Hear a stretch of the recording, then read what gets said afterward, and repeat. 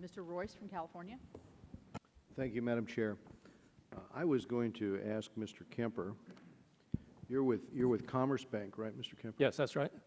Which, as I remember, never got into the toxic mortgage mess that a lot of financial institutions did get into. Proud of it.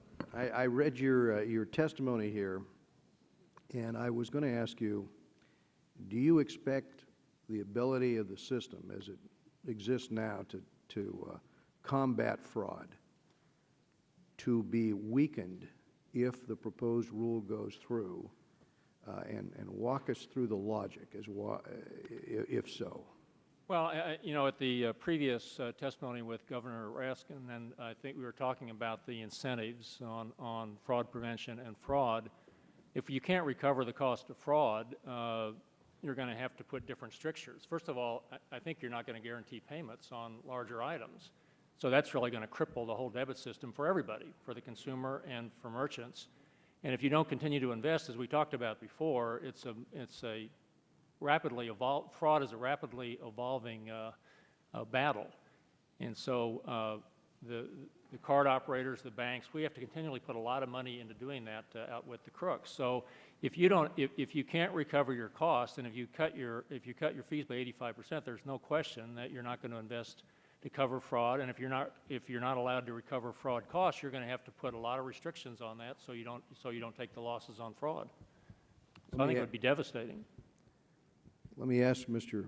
Flom, too, on that front. I spoke earlier when we had the representative of the Fed here just about the concerns with the way in which fraud in our society continues to evolve, the innovative ways in which people keep trying to hack into the system, and also the evolution of this system where we're informed as consumers, where it's found in advance of us finding it, in most cases, by the current system, but that system has cost billions and billions of dollars to develop. And I was going to ask you, how often is your network hacked? Congressman, there are efforts to hack our network multiple times every day. And fortunately, up till now, there's never been a successful breach of our network, not one, and we're proud of that. But that takes a lot of investment. We invest at Visa alone $800 million a year in preventing fraud and cyber attacks. The banks, our issuers, invest billions each year.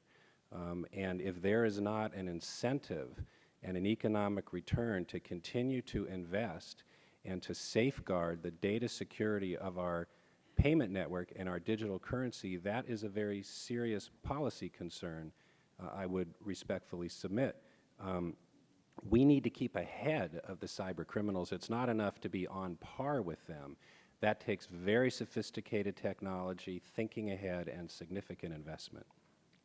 Well, let me ask you then, do you think the system will be less safe as a result of this rule if it's implemented as is without